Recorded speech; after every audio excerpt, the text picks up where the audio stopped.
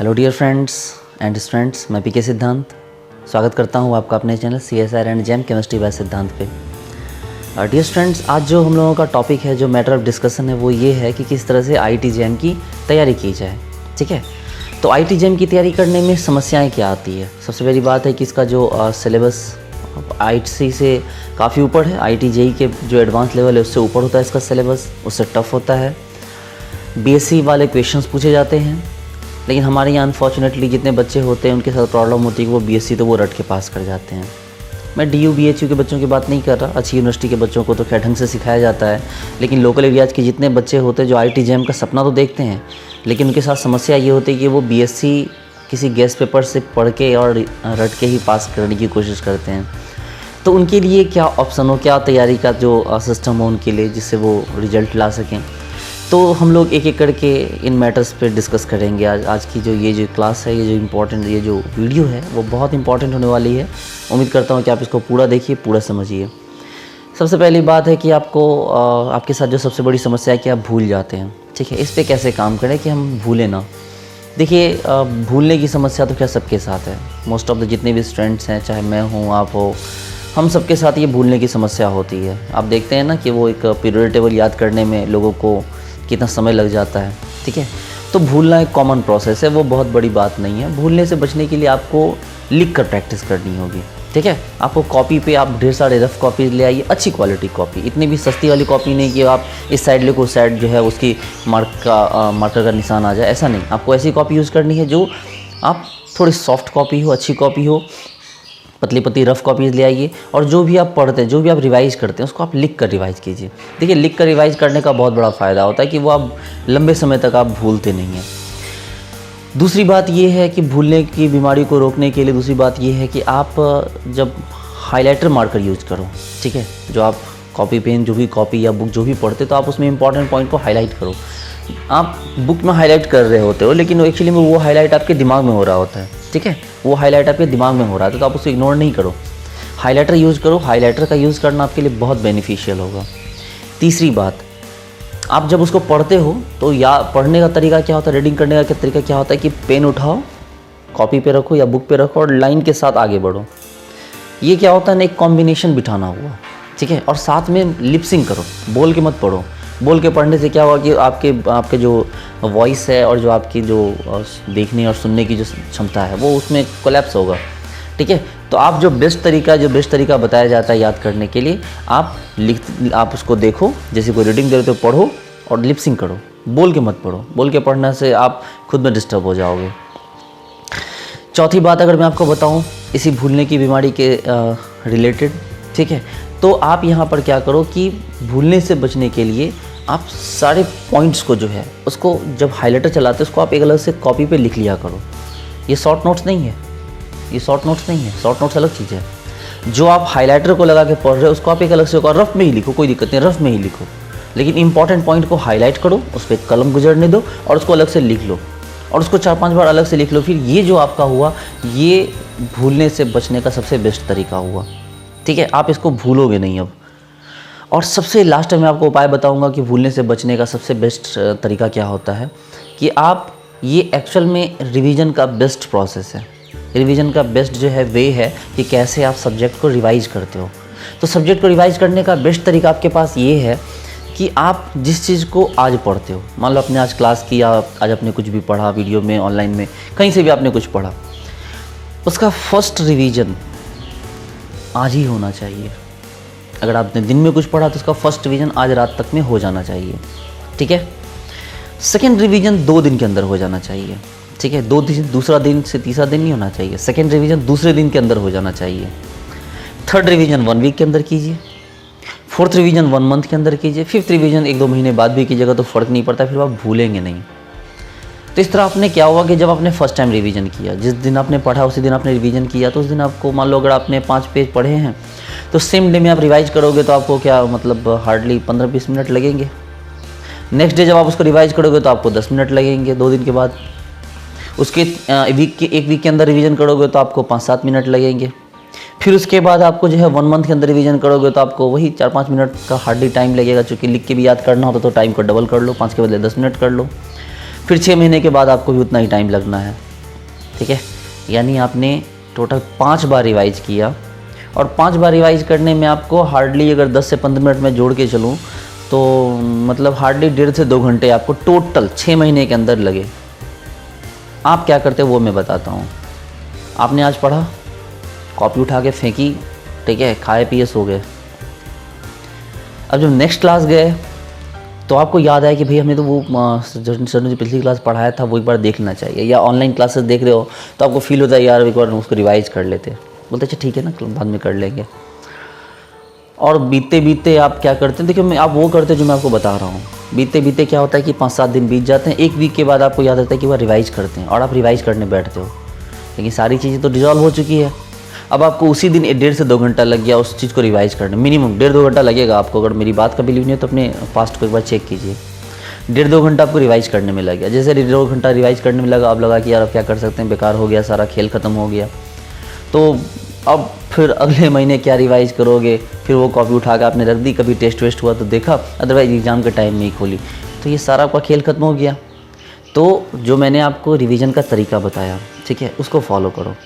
ठीक है, कैसे फॉलो करोगे, जो आपने आज पढ़ा उसको आज रात तक रिवाइज करो। दूसरा रिवीजन 2 दिन के अंदर, तीसरा रिवीजन 1 वीक के अंदर, चौथा रिवीजन 1 मंथ के अंदर, और 5वां रिवीजन 2-3 महीने के अंदर कर लो, फिर आप कभी नहीं भूलोगे। चलिए, तो ये तो था कि बेस्ट वे ऑफ रिवीजन। ठीक है, हमने बताया कि पहले याद कैसे करते हैं, दूसरा मैंने बताया बेस्ट वे ऑफ रिवीजन। तीसरा है कि शॉर्ट नोट्स कैसे बनाएं। ठीक है, शॉर्ट नोट्स कैसे बनाने होते हैं। तो देखिए, शॉर्ट नोट्स बनाने का तरीका होता है कि सपोज कीजिए किसी चीज़ को आपने 10 पेज में पढ़ा, तो शॉर्ट नोट 10 पेज में नहीं आएंगे। अब शॉर्ट नोट्स का तो मतलब ये शॉर्ट, आप उसमें से इंपॉर्टेंट पॉइंट्स को चुन के निकालो, और सिर्फ इंपॉर्टेंट पॉइंट चुन कर निकाल कर लिखना नहीं है, इंपॉर्टेंट पॉइंट्स को लॉजिक के साथ लिखो, अपना लॉजिक लगाओ, जो आपका खुद का लॉजिक है। ठीक है, आप क्या सोचते हो उसके बारे में, आपको क्या समझ में आया वो लिखो। सर ने क्या बोला था, आपने क्या सोचा, दोनों को मिला के कंबाइन करके लिखो। जरूरी नहीं कि इंग्लिश लिखो, जरूरी नहीं कि हिंदी लिखो, जरूरी नहीं कि आपको जो भी आता है आप हिंदी में लिख सकते हो। भोजपुरी में अगर आते भोजपुरी में लिखो कि सर जी कहले रहन कि एटम में इलेक्ट्रॉन होखेला, हैं इलेक्ट्रॉन के अंदर जब इलेक्ट्रॉन गोल गोल घूमेला, न्यूक्लियस के अंदर इलेक्ट्रॉन प्रोटॉन न्यूट्रॉन होखेला, प्रोटॉन न्यूट्रॉन में क्वार्क्स होकेला अप डाउन, मतलब बात समझ सकते हैं आप। मैथिली में लिखो कि अहाँ सबके कहले छिए, ठीक है। तो कहने का मतलब बच्चे लोग कि आपको शॉर्ट नोट्स के लॉजिक ज़रूर लिखने और अपने लैंग्वेज में लिखने। विदाउट अपने लैंग्वेज के आपको जो शॉर्ट नोट्स होगा वो उसमें मज़ा नहीं आएगा। मैं बात करूँ मैं हिंदी में ही लिखो ना, शॉर्ट मतलब ये थोड़ी मैं मजाक कर रहा हूँ कि भोजपुरी और मिथिला में लिखो, आप हिंदी में ही लिखो, लेकिन अपने लॉजिक लिखो कि आपने सर ने क्या बताया, आपने क्या समझा, सर ने ऐसा क्यों बोला, कैसे बोला, क्या करना होता है, ये सारी चीज़ें आप उस हर एक पॉइंट के सामने लिखो।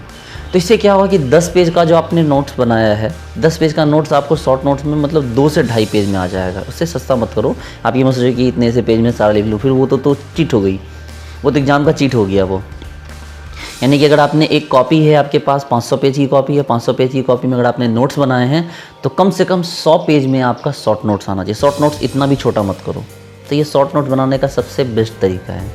ठीक है, चलिए आगे बढ़ते हैं कि भाई अब जो है ऐसे कौन से तरीके हैं जो कि चीज़ों को याद करने का और कोई बेस्ट तरीका हमने, हाँ है ना, इंपॉर्टेंट पॉइंट्स को अपने पेजेस पे उतारो, 1 साइड पेज पे, ठीक है, और उसको दीवार में यूँ चारों तरफ क्या करो, चिपका दो। इसका बेनिफिट आपको ये होगा कि जब आप नोट्स को बना के आप दीवार पे चिपकाएंगे चारों तरफ से, तो वो जो होगा ना वो दीवारों पे चारों तरफ आपको हमेशा दिखता रहेगा।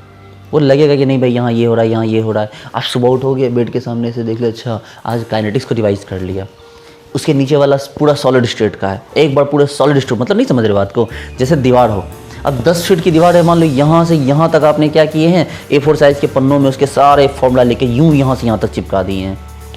ठीक है, यहाँ से यहाँ तक आपने चिपका दिए। अब क्या हो रहा है, सुबह उठ रहे हो, अब सुबह उठे एक बार आपने बस ऐसे सुबह सुबह भगवान को याद किया, ठीक है, अपने ईश्वर को याद करके, मतलब माँ बाप को याद करने बोल रहा हूँ मैं, कि माँ बाप को याद करो और एक तरफ से उसको देख डालो कि भाई आज आपको काइनेटिक्स पढ़ना है, पूरी काइनेटिक्स आपने एक बार में फॉर्मूले याद कर लिए। ठीक है, रात को सोने जा रहे एक बार सॉलिड स्टेट देख लिए, फिर अगली सुबह उठे थर्मोडायनेमिक्स देख लिए, फिर कभी खाते खाते मन नहीं लग रहा है, एक बार आपने क्या किया, ऑर्गेनिक के फॉर्मूलाज देख लिए, मतलब फॉर्मूला इन द सेंस की नेम रिएक्शन रिएजेंट के पार्ट्स देख लिए। तो कहने का मतलब ये है बच्चे लोग कि दीवारों पे जो नोट्स चिपकाए जाते हैं वो बड़े काम के होते हैं, ठीक है। ये पुरानी तरीके हैं, पता नहीं आप कितना फॉलो करते हो या नहीं करते हो, आई डोंट नो, लेकिन उसको चिपका के उसको देखा करो, उसका बहुत बड़ा एडवांटेज मिलेगा। आ रही बात समझ में? चलिए, ये भी एक फंडा था। उसके बाद और क्या करो कि आप जो है थोड़ा मेडिटेशन किया करो, ठीक है। मेडिटेशन ज़रूरी है। अगर आप मेडिटेशन नहीं करते हो तो अपने आप को कॉन्सेंट्रेट नहीं कर पाओगे। देखिए, मेडिटेशन किसी धर्म का पार्ट नहीं है, ठीक है। किसी भी हिंदू मुस्लिम किसी भी धर्म का पार्ट नहीं है मेडिटेशन। मेडिटेशन का मतलब हुआ कि अपने दिमाग को, अपने ब्रेन को रिलैक्स करने की कोशिश करना। आप आराम से पालथी मारना समझते हो ना, यूँ पैरों पैर चढ़ा के बैठ जाओ, ठीक है। और आप बस दोनों हाथों को ऐसे करके आँख को मूंद लो और जो आपके ईश्वर हैं उनको याद करो। बस शरीर को शिथिल छोड़ दो और ईश्वर को अपने याद करो, ठीक है। आप अपने जो भी आपको मंत्र आता है, चाहे हिंदू हो तो आप गायत्री मंत्र दोहरा सकते हो, ठीक है। ओम शब्द दोहरा सकते हो। अगर आप मुसलमान हो तो कुरान की कोई आयत दोहरा सकते हो। ये मत देखो कि तरीका क्या है, तरीका ये है कि मेडिटेशन करने का ये बेस्ट वे है, ठीक है। कि पालथी मार के हाथों को दोनों ऐसे करके आँखों को बंद करके हम उसके बारे में सोचें। एक और तरीका मैं आपको बताता हूँ मेडिटेशन का, कि आप आराम से बैठ जाओ, अपने सामने एक मोमबत्ती रख लो, एक जो कैंडल है उसको जला लो, ठीक है। वो कैंडल को जला के अपने सामने रख लो और थोड़ी देर उसको देखो और देख के फिर आँख बंद कर लो और उसको महसूस करो कि वो उसकी लाइट को दोनों आँखों को मोड़ के इस जगह देखने की कोशिश करो। इस जगह आपको दिखेगा, एक लाइट का एक ब्लिंक दिखेगा आपको। जो लाइट की ब्लिंक होगी इसको देखने की कोशिश करो। जितना देर तक दिखे देखो, फिर जब नहीं दिखे तो आँख खोल दो, आँख खोल के फिर उसको देखो लाइट को, उस मोमबत्ती की रोशनी को, और फिर आँखों को बंद कर लो। ये आपके ब्रेन को फोकस करने की कोशिश करेगा। देखिए, समझिए, दिमाग के खेल को समझिए। हमारा जो ब्रेन है ना वो 2 पार्ट में बटा हुआ है, ठीक है। और अनफॉर्चुनेटली ये दोनों पार्ट एक साथ काम बहुत मुश्किल से करता है। देखिए, सपोज़ कीजिए कि आपके पास ये 2 हाथ हैं, ठीक है। ब्रेन के गेम को समझिए। आप इस हाथ को ऐसे कीजिए 1 डायरेक्शन में और इस दूसरे हाथ को यूँ गोल गोल घुमाइए, मतलब इन दोनों हाथों से अलग अलग एक्टिविटी करवाने की कोशिश कीजिए। देखिए, कड़क देखिए, नहीं होगा आपसे क्या किसी से भी नहीं हो सकता कि किसी एक हाथ तो किसी एक डायरेक्शन में घुमाना और किसी दूसरे हाथ तो किसी बिल्कुल अलग प्रोजेक्टाइल में घुमाना। ये पॉसिबल नहीं है, क्योंकि हमारा दिमाग इस तरह से बना हुआ ही नहीं है कि दो मतलब अलग अलग कामों को वो एक साथ जो है, मतलब एक हाथ से अलग काम करवा सके, एक हाथ से अलग काम करवा सके। हमारे दिमाग जो है हमारे 2 पार्ट में बटे हुए हैं, लेकिन इनका कॉम्बिनेशन बहुत मुश्किल होता है। इसके कॉम्बिनेशन के लिए आपको थोड़ा मेडिटेशन करना होगा और रिलैक्स रहना होगा। जितना रिलैक्स रहोगे उतना ज़्यादा आप अपने दिमाग को इम्प्रूव कर पाओगे। और अच्छे स्टूडेंट बनना, अच्छी पढ़ाई करना, इसके लिए बहुत ज़रूरी होता है कि हम अपने ब्रेन को इम्प्रूव कर सकें, ठीक है। तो डियर स्टूडेंट्स, ये तो बात थी मेडिटेशन की, ठीक है। उम्मीद करता हूँ कि आपको मेरी बातें समझ में आई होगी, ठीक है। आप अच्छे से अपना नोट्स बनाइए, अच्छे से पढ़ाई कीजिए। उम्मीद करता हूँ कि ये सारी बातें आपको क्लियर हुई होगी अच्छे से, ठीक है। मैं और भी ऐसे वीडियोज़ लाता रहूँगा आपके लिए, ताकि आपको और अच्छी चीज़ें समझ में आती रहे, ठीक है। तो डियर स्टूडेंट्स, मिलते हैं नेक्स्ट वीडियो में। Thank you so much.